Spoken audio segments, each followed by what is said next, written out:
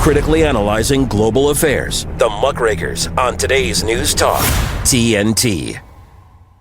Well, it's just gone 12 noon in London, 7 a.m. in Philadelphia, and around the world, it's time for the Muckrakers with me, Andrew Eborn. And here on the Muckrakers, we pledge to continue tackling the most pressing and controversial news issues of our time.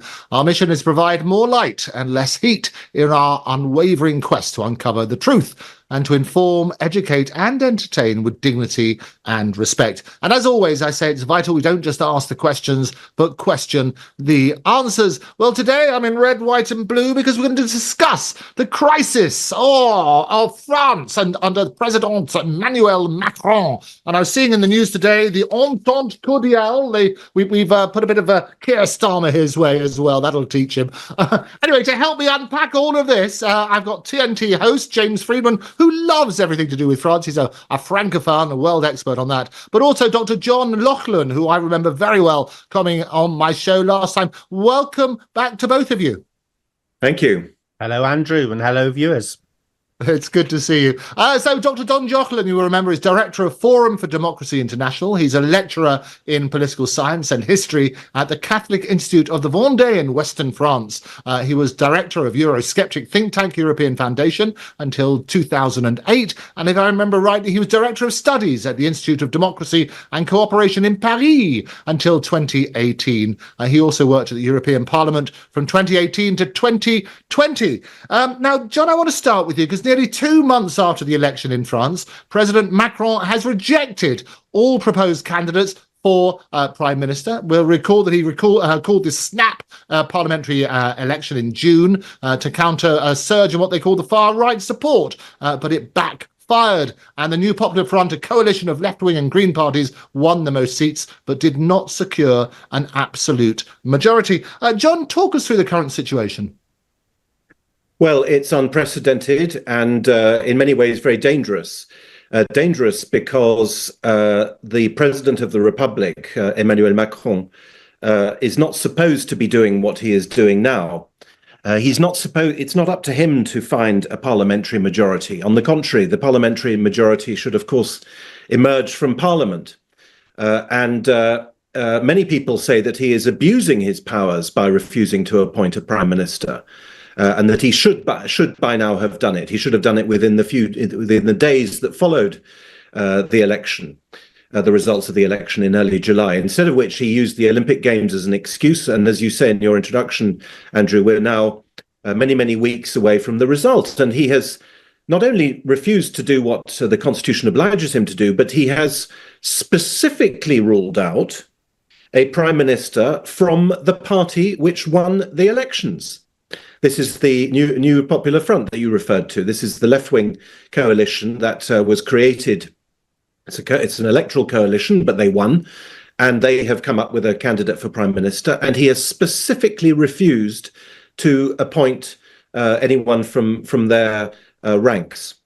Even though the person that they, by the way, have proposed is a woman who is not formally a member of their party. So they've gone, if you like, that extra step. So it's an absolutely incredible situation, which many people consider to be a sort of coup d'etat, because Macron is still talking about and thinking about appointing a centrist, more or less like him, or a centre-left figure.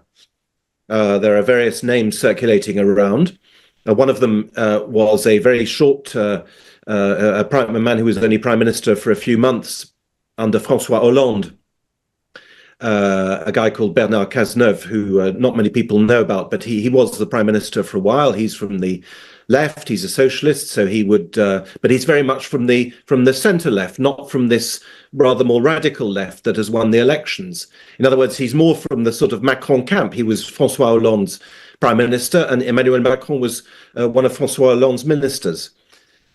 So the reason I'm making this point is that Macron, we can see that he is still thinking about holding on to power through appointing a centrist, centre-left figure, as opposed to someone from the radical left, which won the elections. And this is considered, as I say, to be a sort of coup d'etat by many people, because the centre, the Macron coalition, the Macron group in the French Parliament, came third.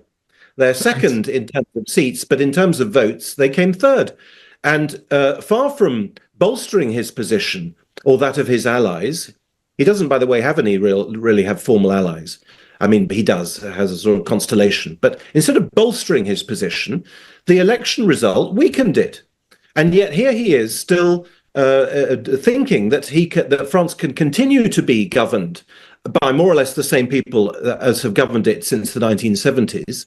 Whereas the election result shows that, on the contrary, the electorate is increasingly polarized, with the extreme left winning the greatest number of seats and the extreme right winning the greatest number of votes. Because, as in Britain, the number of seats in Parliament is very often out of sync with the number of votes. The largest number of votes was won by the Rassemblement National, the so-called extreme right party, although they're only third in Parliament. But the tendency is clearly away from the centre, and yet there he is still trying to hold on to this centre ground. And, the Constitution of the Fifth Republic has evolved dramatically since it was originally drawn up in 1958.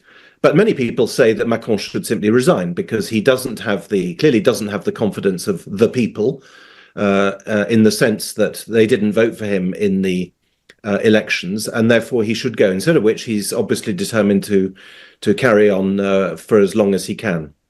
Yeah, it is quite an extraordinary situation. What's your take on it, James? Yeah, I have to agree with everything that's been said so far. I mean, I think, look, the thing that really kind of the context to all of this is the economic situation as well. This has frightened investors. The spreads on bonds between Germany and France are already high, borrowing much, much more expensive in France. Net debt, the national debt is, as a percentage of GDP, 110% in France in 2023. And the IMF is forecasting it to rise continually through to 2028. Tax as a share of GDP is highest in any OECD country. Believe it or not, Andrew, 48%. 48%, good heavens. Yeah. I mean, the average for OECD countries is 34%, to give you an idea of sort of the context to that. Government deficit is 5.5%. And EU rules actually, they ban deficits of over 3%. So France is actually on the naughty step at the moment with the European Commission. It was put under disciplinary procedures in June over its excessive budget deficit. So that's kind of the backdrop to all of this. And, Macron, he had the Olympics as cover for a while. So, all of the focus went away from this. But this is having a huge impact on France in terms of the uncertainty it's creating. Of course, the Parliament is supposed to put forward the budget for next year imminently, and we haven't even got a government in France. So, yeah, it is very, very worrying. And of course, France is the second largest economy in the EU. So this affects not just France, but the wider EU economy as well. Yeah, excellent points. And obviously Macron's credibility as a result is being diminished daily. I mean, far-right leader Marine Le Pen, who was the big star and everybody thought she would even get elected, she's accused Macron of creating chaos by prolonging the crisis. Macron, as you say, aims to find a prime minister who can gain cross-party support, but parties are reluctant to cooperate. What's going to be the solution to all of this, John? I cannot. I really don't know. I suspect that the centrist card will be played, and although I'm very reluctant to say this, I think that Macron may possibly, in his supreme cynicism, prevail. Not because he has any support, not because he has the right to do what he will try to do, but because of the other thing which I haven't mentioned, but which is probably obvious to you and our viewers, and that is, and listeners, and that the extreme left and the extreme right obviously don't want to cooperate with each other. They could vote Macron out of office. There is a destitution procedure in the French Constitution, like the impeachment procedure in America. and they could get rid of him completely if they voted together. But they won't, because the extreme left hates the extreme right, and they would never cooperate together with them. When they got elected, the extreme left deputies refused to shake the hand of the young man who was formerly taking the votes as people filed up. There's a little ceremony where you go up to the front and you register yourself. And the tradition has it that the youngest deputy, the youngest member of parliament, gets to take this vote and shake the hands. And they all refuse, and because he was from the Rassemblement National, they all refused to shake his hand, just to show the extent of the animosity. So it may be that the centre ground will prevail. James just said that they are supposed to do their budget. One of the most cynical things that Macron, or rather Gabriel Attal, the incumbent prime minister, is doing is indeed putting in place the procedure for the budget to be passed. Whereas, of course, a government like that, which is a caretaker government, should not be taking decisions of that magnitude. But Macron is literally pushing everything to its absolute limits. I think because he knows that the extreme left and the extreme right, will not gang up against him for the reasons I've just given. And therefore, it may be, I mean, it would lead to great instability, I think, and certainly great discontent in the country. And after all, September, when everyone comes back from holiday, is traditionally a time of big protests. Indeed, there will be a big protest on the 7th of September, next Saturday. So it's a recipe for severe strain. But France, I'm afraid, is used to that. It's very bad for the country, but I don't entirely rule it out as a scenario. Yeah, interesting stuff. I mean, Macron interim government at the moment is led by Gabriel Attal. It will continue until a resolution is found. What do we know about him? I better start with you, James. Do you know much about him? I don't, Andrew. So you can pass that one to John. Okay. I'll be honest. There you go. Well, tell us. There you go. You're probably not alone, you see, and this is my point. John, fill us in.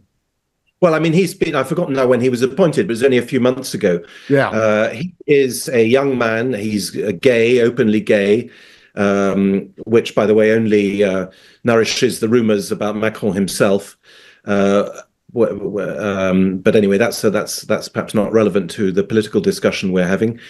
He was the spokesman for Macron's political party.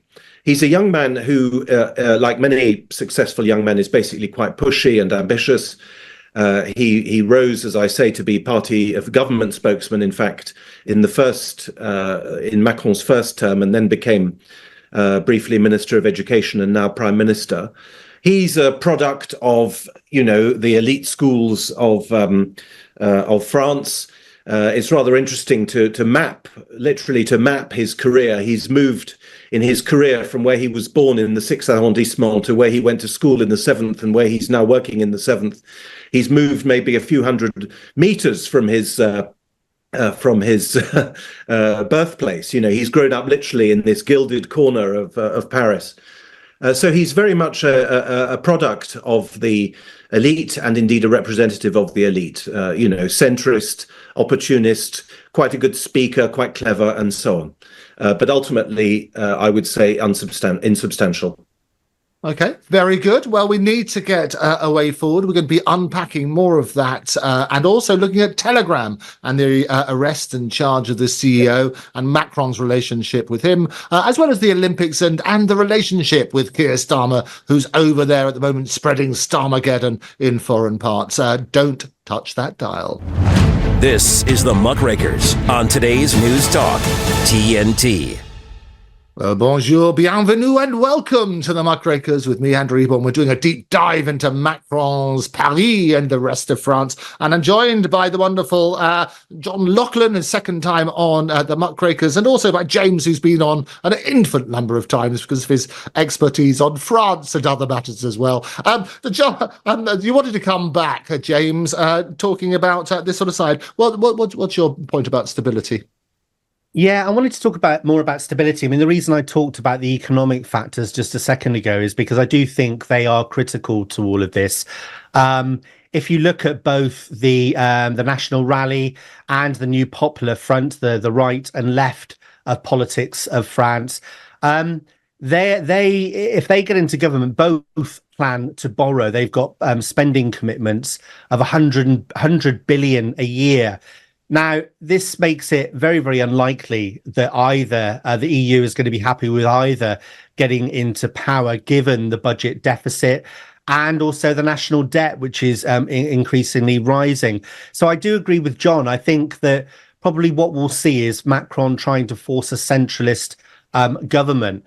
But I don't think it will hold. I really don't. We've got presidential election. The next one is in 2027.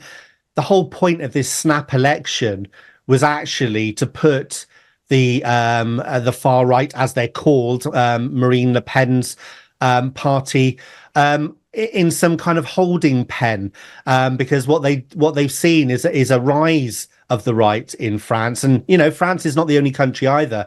By the way, Germany has seen a rise in the right side of politics. Sweden, Netherlands, where we've got new governments there, and Italy. So. The whole aim of this was to try and put Le Pen in a pen, if you can put it like that, ahead of the 2027 presidential elections. The irony of this, though, is that actually those elections could be brought forward, because I think if Macron is successful in putting forward a centrist government, it's not going to last, it's not going to hold. And so what we could actually see is those elections coming forward, which would be a disaster for Macron and his plan, because I think Le Pen is, she's certainly been gaining over the past few years, and I think she stands a very good chance of actually winning those elections. Yeah, I think that's incredible. Yeah, sorry, go for it, John. I'm just going to say the rise of Le Pen has been quite extraordinary. What's your take on her, John? Well, I've never had a particularly high opinion of her, but I suppose I've been proved wrong objectively in the sense that her presence in Parliament has shot up. They won 80 seats or so in the last elections. They've now got well over 100, I think 120, 130 seats. So in terms of objective success, she has done well. And James is absolutely right, and I completely share his analysis. I suppose it's possible. I say left and the right would never collaborate, but I suppose it's possible that if the left put down a destitution motion against the president, that the National Rally might support it, and therefore Macron's term might be ended early. And in those circumstances, which are the ones James has laid down, then, of course, Marine Le Pen is in with a chance. After all, I repeat, her party got the largest number of votes in these latest elections. And as we know, she very nearly won in 2 previous presidential elections. So, hey, why not? She might be third or fourth time lucky. Yeah, I think you're absolutely right not to be dismissed. I mean, you mentioned this destitution motion, which is very similar, as you say, to impeachment. Talk us through, because a lot of people won't know about these things, in the same way as on the Muckrakers, we talked about Amendment 25 when talking about Joe Biden and how he could be removed, and that might have been a threat. In fact, I'm pretty certain it was a threat, which is why he ceded. Talk to us about destitution and that sort of side, the motion. What is the process and how long does it take? Actually, I don't know. I'm sorry to say, a bit like James earlier with your motion to it's not the same as impeachment. I compared it to impeachment earlier, but impeachment, as you know, is like a trial. There's a kind of trial in front of Congress, in front of the Congress. But it's a procedure which exists in the French Constitution. I think it's Article 68. It's never been used. And I'm not absolutely sure what the procedure is, but the president can be removed in this way. I can see James. And Andrew, can I just jump in as well? I mean, the other thing that we haven't mentioned here is why Le Pen has seen such a rise in the polls. And of course, we saw new legislation brought into law, signed by Macron in January 2024, so this year, which is an integral part of his second term, which is all about immigration. So he wanted to make it much easier to deport, foreign criminals living in France. But the courts just like the UK, there's a struggle between the government, what the government wants to do, and what the courts actually say is constitutional. So the courts threw a lot of the measures out. And of course, France has got its own immigration problems. I mean, you only need to look at the streets of Paris and other cities to see that. You can see it literally, tents on the streets. So I think the French people are fed up, like a lot of people across Europe, with the levels of immigration at the moment, and the failure of Macron to actually get anything through that could potentially solve the problem is one of the reasons why we've seen this rise in the polls for Le Pen. Yeah, you make some very interesting points. So I mentioned that obviously at the moment Keir Starmer's on his world trip, or a trip around the different places to basically unpack Brexit, it seems like it. And he's been welcomed. He was on the front page of The Standard yesterday and various other papers. Entente cordiale, thumbs up for a post-Brexit reset is what they're suggesting. What's your take on that, John? Well, I don't know what exactly they are discussing, but I strongly suspect that it's got to do with military cooperation and in particular Ukraine. This is one of the main axes by which post-Brexit Britain, including under the Conservatives, has tried to maintain its profile within the European Union, even though, of course, it's not a member of the European Union anymore. Britain is the largest military power, the largest intelligence power in Europe, probably larger even than France, or more or less the same, but possibly slightly larger. And Britain has sought ever since 2019, ever since 2016, in fact, when or 2017 rather, when the Brexit process was started, Britain has sought to emphasize its role in European security in order, as I say, to compensate for what the British elites, the British deep state, considers to be a loss of influence as a result of Brexit. And as we know, Britain has taken a very, very strong lead in Ukraine. It has tried to present itself as the strongest ally of Ukraine in Europe. And the country which is probably the second strongest ally, apart from Poland, of course, is probably France. And obviously France has a large military. I say France in second position because let's not forget that it was Macron, I think it was back in June, who suggested sending French troops into battle in Ukraine. That was a very radical suggestion. It hasn't been followed up on, but he suggested it. So Britain and France are singing from the same hymn sheet on this. And I suspect that is how Starmer is trying to bring about his reset. I imagine that it's around military cooperation. Franco-British military cooperation goes back a very long way. It goes back to the days of Jacques Chirac. In the 1990s, there have been a series of bilateral military accords.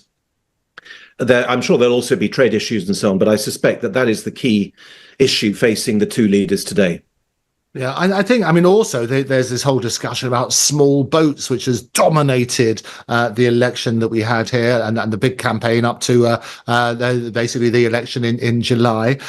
What's the take? I'm always interested in how things are perceived and reported around the world in different ways. You're in France at the moment. How is the relationship perceived in the press between the UK and France at the moment? Well, the issue of the small boats is not really very present, I would say, in the French media or in the French public consciousness. I think the relationship is perceived as not being very close. I think the French generally, and certainly the French political class, took Brexit as a personal insult. They thought, well, why don't you like us anymore? There was a rather childish reaction to Brexit, which persists. There's a deeply entrenched belief in the French political class that Brexit was a mistake and that Britain is now on the verge of collapse as a result. You hear that all the time. And of course, whenever there are riots or whenever there are economic difficulties, as obviously there are in Britain, then that is taken by the media political class as proof of the failure of Brexit. But on the issue of small boats, I'm sure Starmer will raise it, and will say that he's raised it. But there is literally nothing that can be done about the small boats for a very simple reason, and that is that there is, as everybody knows, something called the Schengen Agreement within the European Union, which means that there are no internal borders between European states. If you go between France and Italy, there's no physical border at all, or between France and Germany, or France and Spain.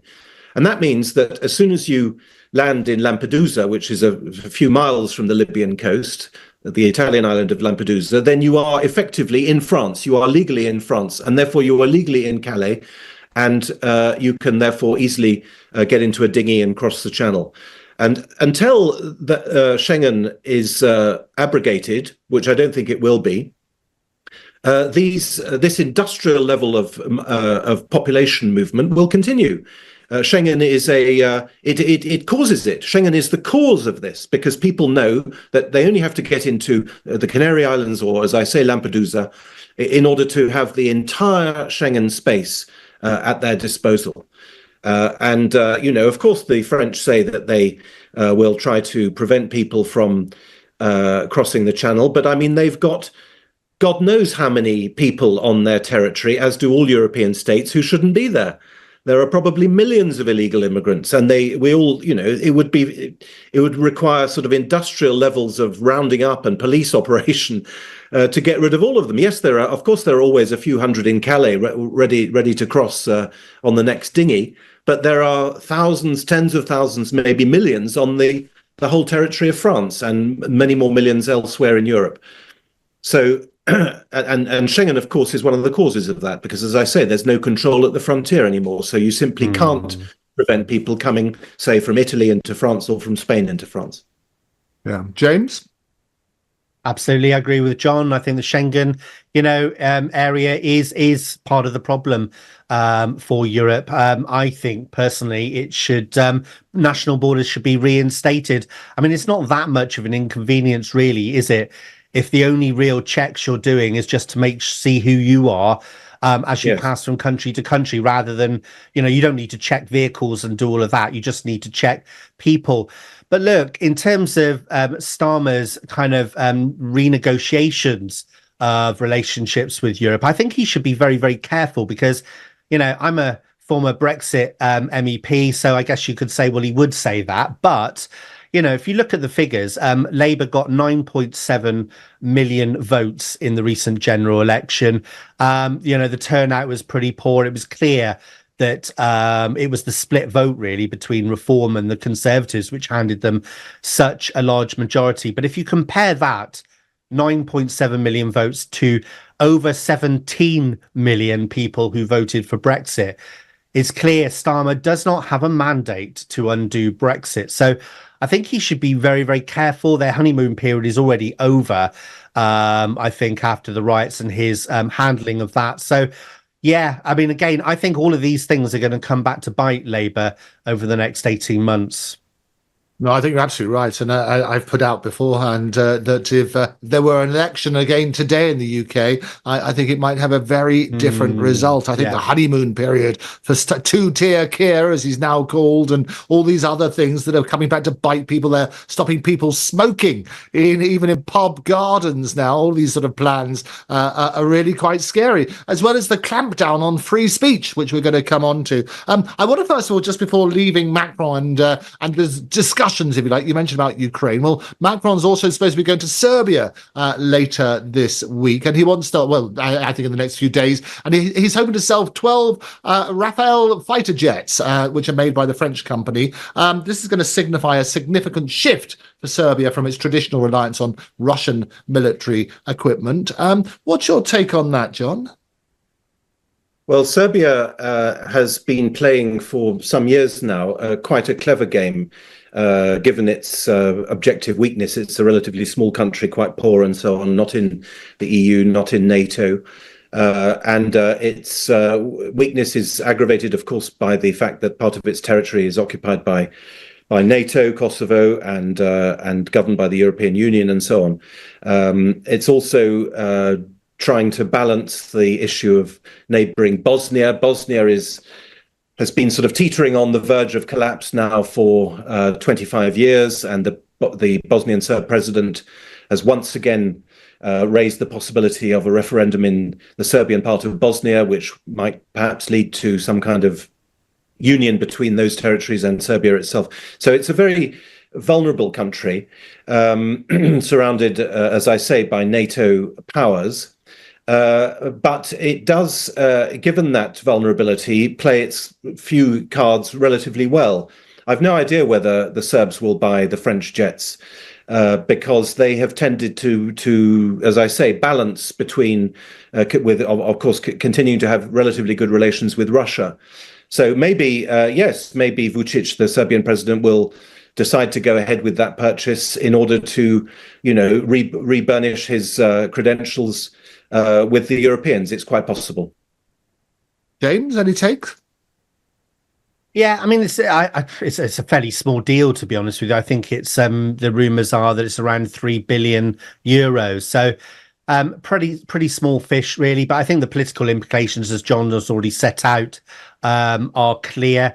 And, France, I would say, along with the UK in Europe, are the most pro sort of anti-Russian countries. They're the ones pushing for, a much more aggressive approach in Ukraine towards Russia. So I think this just is in line with that French sort of foreign policy on things. Yeah. Yeah, and I love Serbia. I've been invited by the royal family to go and compare again at the White Palace, which I'll be doing in October with their Royal Highnesses Alexander and Princess Catherine. And they do some fantastic work around the world, but they've gone through some terrible times, Serbia, and it's history. And it is interesting that, as you say, it's a relatively small deal, and why the press are picking up on Macron in particular. But I guess he's flying the French flag, even if it's the sale of these sort of bits and pieces, these weapons and instruments of war. Is that perceived as a good thing in France, generally, John? Yes, but I think it is in Britain as well. Yeah, I mean, after all, we don't really make anything else anymore in Britain, and we are as much. We push our own arms sales as much as the French do. I mean, there was. It was 2 years ago now, but the famous AUKUS deal with Australia, which was at the expense of France for a very large number of submarines, and which was in favour of the Americans. So yeah, we do that all the time. I mean, it's par for the course. Yeah, well, as James said, it's a relatively small deal. I think these 12 things about €3 billion, but it all adds to it. I want to touch after the break. I want to go in a deep dive into Telegram and exactly what's happened there, and have a look at that sort of side and the arrest and how that's reported, because it seems to me that there was a big relationship between Macron and the CEO and founder of Telegram, and there was even a suggestion that he might have been invited to dinner, which is why he was on his way to Paris, all that sort of stuff. And I know that Macron previously was turning around and saying that he wanted Telegram to set up an office in Paris. But I'm very keen. I say, George Orwell says, if liberty means anything at all, it means the right to tell people what they do not want to hear. Well, we're going to do a deep dive into that after these messages. Critically analyzing global affairs, the Muckrakers on today's News Talk, TNT. Well, welcome back to the Muckrakers with me, Andrew Eborn. I'm joined by John Laughland and also James Freeman, and we're looking at France and the mess that it's in at the moment under Macron. And I was just before the break talking about the arrest and actually charge now by French authorities of Telegram founder and CEO Pavel Durov for allegedly allowing criminal activities on the messaging app Telegram. But he's avoided jail so far with a €5 million bail, and a lot of reports about the relationship between Durov and Macron. What do you know, John? Well, not much. I know that Pavel Durov was given through an extraordinary procedure, was given French citizenship about 3 years ago.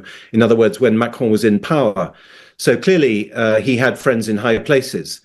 Because it's otherwise, there's a different procedure for becoming naturalized. But he doesn't live in France. He doesn't have any connection with the country. But he was awarded this as, ironically enough, for his services for free speech. Unfortunately, I can't say whether or not it's true that he came to France to have dinner with Macron. That has been claimed. I've absolutely no idea whether that was true or not. But it's needless to say, I regard his arrest with the greatest possible concern and indeed fear and fright, because we see this tendency. Obviously, it's a very extreme case to be arrested and presented with criminal charges, but we see this tendency now across the board. Only a few weeks ago in Germany, the government tried to close down a magazine, as it happens, run by someone I know quite well. Quite a big magazine, 40,000 copies, big presence on YouTube. The European Commission is trying to fine X out of existence. Mark Zuckerberg Facebook has recently admitted that the FBI and the deep state leaned on him during the 2020 election. He's admitted that what he did during that election helped Biden get Trump out of the White House. It's a very, very serious, and we've also seen arrests in Britain of people. Sarah Wilkinson, someone who is accused of putting things on the internet. The arrest of Durov is particularly terrifying because Durov is not accused of having done anything himself. He is accused of having permitted or at least facilitated things. But if a criminal rings up another criminal on the telephone and they plot a criminal act together, does that mean that the mobile telephone network is guilty of complicity in their act? No, of course it doesn't. And yet that is what is being accused. That's what Durov is being accused of. He is being accused of, as it were, not doing something, not censoring and surveilling what goes on his network, which, by the way, he says he can't do anyway because it's encrypted. But he is accused of doing something which only a totalitarian mindset would ask somebody in that position to do. So the accusation is, apart from all the other issues, the abuse of the criminal law and so on, when we get into the actual mindset of the people who brought this accusation, we can see that they assume, their assumption is that private communications should be surveyed and should be controlled. And that is the absolutely chilling lesson from this arrest. It is indeed really chilling, and I made the point beforehand, and now they're starting to look at WhatsApp messages as well. We've had a couple of instances of that. They happened in the Wayne Couzens horrible case, but the private WhatsApp messages, which were encrypted, basically that led to criminal charges for the various people doing those. There was a primary school teacher as well who faced criminal charges as a result of certain statements that were made again on WhatsApp messages. What's your take on it, James? I think it's quite astonishing, actually. I didn't realise that one of the reasons Durov had been given fast-track citizenship in France is because of his contribution to free speech. Absolutely astonishing, that is. And the irony that he's now been arrested for promoting free speech. Yeah, I mean, look, there's no doubt that Telegram is being used, I think, by criminal networks and whatnot to organize things. There's also talk about, pornography and that kind of thing, the illegal variety. So it is a difficult one, I think. It is a difficult one because we can't have criminal gangs being able to organize efficiently like that and network across Europe to get around the authorities and being able to do. But on the counterbalance to that is that, I think a suspicion that it's not really about that, actually. This whole thing about free speech is not really about, it's not about criminality, it's not about porn networks, because look, there's plenty of that on Facebook, and Facebook, because they toe the line, there's no talk about this with Facebook, with the authorities. So the suspicion is, and I this is where kind of I sit, is that Telegram is allowing the truth to be told. This is, the allegations. It was why, the Sarah Wilkinson, I think there's talk about her. The reason she was arrested was because she's bringing truth about what's going on in the Middle East. And of course, there's lots of networks on Telegram about what's going on in Ukraine. And I think this is really what it's about. It's not about criminal networks and whatever. It's actually that these platforms are allowing the truth to come out, quite inconvenient truths to the West and their narrative. So yeah, it is extremely worrying. I think this attack on free speech. Like I said, we've got to do something so that criminals can't use these platforms. But I don't think that's what this is really about. Yeah, and I think the real problem is this: is they're conflating two different situations. One is absolutely freedom of speech. You want people to be able to criticize and so on and so forth. But this is talking about very specific criminal activities and the extent to which platforms are effectively responsible and held liable for those criminal activities. And they talk in the charges about complicity, spreading child sexual images, and other criminal activities about fraud, organized gang, various things, and drugs and so on and so forth, which are clearly criminal. And those who are in favour of free speech wouldn't be in favour of those criminal activities. But they're saying that it might actually be the sort of result for a different reason it's being closed down. Now, I had Errol Musk on the show. He's now a regular on the Muckrakers with Andrew Eborn every week. And obviously we were saying, well, who's going to be next? Because Errol himself, who's got problems with Elon, if you like, he's in Brazil at the moment, fighting the situation over there. The impact for other people and other platforms is quite horrendous, isn't it, John? Yeah, and I very much agree with what James just said, but I come back to my analogy with the mobile telephone network. If there is a right to privacy, it's a right which is enjoyed by everybody. If it's abused, then the people who abuse it to pursue criminal activities are indeed guilty, if they are guilty, of criminal activities. But that doesn't mean that the way that they communicate is somehow criminally guilty. I'm afraid that just doesn't follow. You might as well say that the streets of Paris have drug dealers on them, so the mayor of Paris or the president of the French Republic is somehow complicit in drug dealing. It just doesn't add up. And James is absolutely right to say that, of course, this is nothing to do with child porn or drug dealing or whatever. It is because Telegram is allegedly used, as you say, to publicize what's going on in Gaza and Ukraine. And James, you mentioned just now that you use the word narrative. I give lectures on media and the deep state penetration of the media, and I very often use the word narrative. 2 days ago, or 2 or 3 days ago, the EU's top diplomat, Josep Borrell, said that the Ukrainian incursion into the Kursk region of Russia had helped destroy Putin's narrative. He's describing a military operation which cost the lives of hundreds, perhaps thousands of Ukrainian soldiers, and of course cost a lot of money. And he says this was to destroy a narrative. And that I make this point to show how important control of the narrative is for our governments. They are prepared to send people to their deaths in order to promote a narrative and destroy the adversary's narrative. So, of course, they're prepared to arrest people like Durov. And by the way, again, there's a strong suspicion that the Americans encouraged the arrest of Durov and that Macron is only doing the Americans' bidding.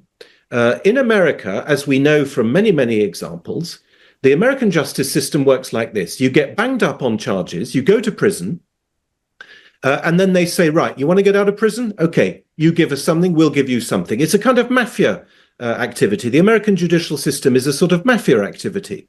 I'm sorry to be rude and brutal, but it's like that. There have been many examples. I probably don't have the time to quote them all, but there are examples where this has happened. Paul Manafort, there's a French guy called Pierucci, who was one of the heads of Alstom. It happened to him. And once they've got you in their system, then they basically blackmail you and say, well, if you want to get out, if you want to have you, then you give us something. That's what we're dealing with. It's a very brutal and basic, in my view, method that the French authorities are now using, following the American example. Yeah, you make a very good point. And as I say, that a lot of people, this is why it's so important that we continue to ask those questions. Why would there be these arrests, and why now? And why was he in France? Was he misled into a dinner invitation or invited to the Paralympics in France or whatever it was? basically they're saying to do with content moderation. Telegram says it complies with the EU laws, arguing that it meets the industry moderation standards. Durov is known for his minimal moderation and commitment to his commitment to free speech. He's got 30 engineers, 30, managing the platform, which has over 1 billion users. And that's the problem. You can't moderate absolutely everything. It needs to basically do a deep dive into what are those processes. But Elon, he's got the same issue. And as I say, I was talking to his dad just yesterday about that. And say, well, what steps have they taken? And there's going to be more and more of that sort of stuff. The difficulty and the biggest, scariest thing of all is that when private conversations, which are encrypted, all of a sudden, things might be humorous. There might be dark humor where you're saying things you're not expecting a wider audience. You may not say in public, but between a couple of mates, you might have a joke, and it might be a particularly bad sense of humor when you shine a cold light of day on it. When you start criminalizing that,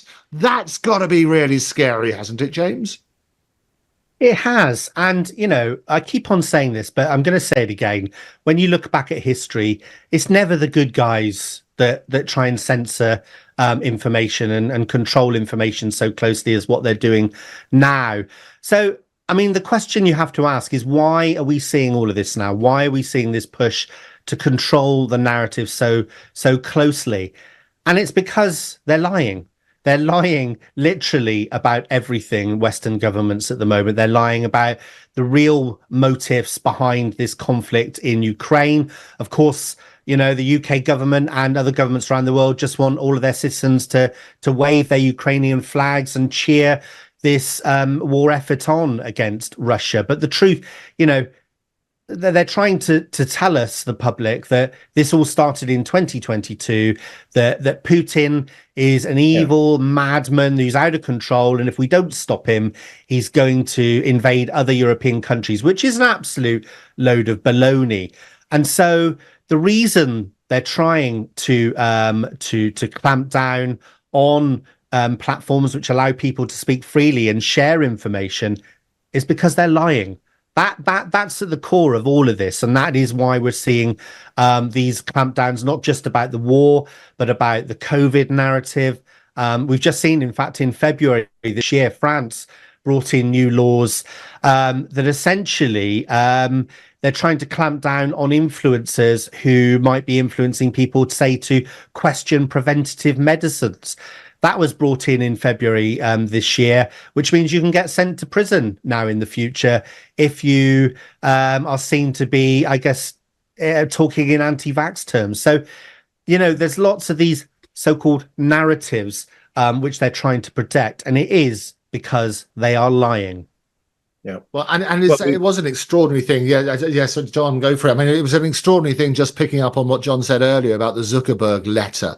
And I think none of us were surprised. He basically said, look, pressure was put on him not to have certain things about COVID. Even jokes about COVID, he said, were suppressed. And he was told that actually he had to turn down the narrative on the Hunter Biden laptop stories. And he buried the story. He said he will never do that again. Because he basically said, he'd never do it again, whatever pressure there might be. What's your take on that, John?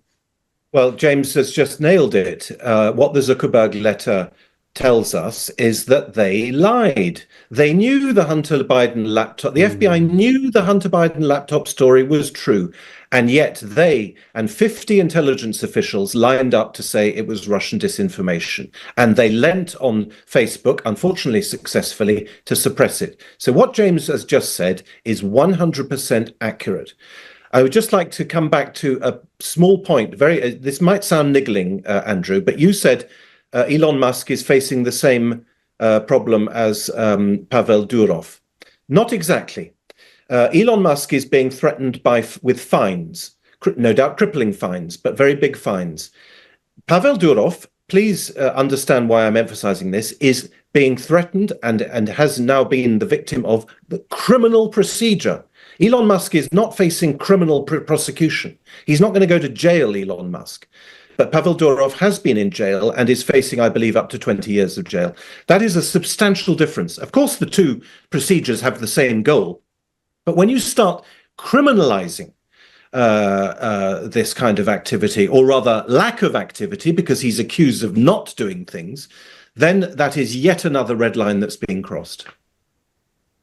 Yeah, no, you're absolutely right. And it's important, but they are scared. And I think what's happening when you're locking people up in jail, we talked about Sarah Wilkinson, and it was only, 24 hours ago, the British human rights activist and social media influencer, she was arrested by UK police yesterday. The arrest is reportedly linked to online content she posted, which was critical of Israeli actions in Gaza. Well, just being critical shouldn't be an offence, but she's obviously participated in the Freedom Flotilla Coalition to deliver humanitarian aid to Gaza earlier this year, and has publicly expressed solidarity with Palestine. There were 12 officers, including counter-terrorism units, raided her home and seized her electronic devices. All very worrying stuff. They've not yet, the British police, released an official statement about the arrest. But clearly, just having views, the optics on this is quite appalling. I always say, look, trust comes in on foot, but leaves on horseback. James? It is very worrying, isn't it? Because she's been released with no charges, and yet they've seized all her electronic equipment. To me, it is quite clear. Same tactics they used with Tommy Robinson recently. I mean, look, I'm no fan of Tommy, but anyway, they used the terrorism laws to arrest him. And what that means is then they can force you to give over passwords and that kind of thing. There is no, defense in terms of silence under terrorism laws. And I just think that they've just arrested her so they can get all of her electronic devices, so they can go on a fishing expedition to see who she's talking to, what she's talking about. This is pretty worrying stuff. It really is sort of stuff of the Stasi, the police state, really. So the fact that it's happening in the UK is just another sign of how draconian measures are at the moment. Yeah, well, I tell you, gentlemen, we've run out of time. Stuart, John, it's been an absolute delight seeing you again. James, thank you very much indeed. This is our 75th episode of the Muckrakers. And as always, I always like to say thank you to people. I want to thank Mike, Jenny, Vicky, Christian, Murray, CJ, Steve, Jeremy, Charlotte, Tom, my fellow Muckrakers, and all the brilliant guests, and most of you, the brilliant listeners. I've got my own croissant here. I've got a little bit to toast you all. I would look forward to seeing you all. Long may it continue. But for now, for me, Andrew Eborn, have a great weekend. I'll see you on Monday. Take care.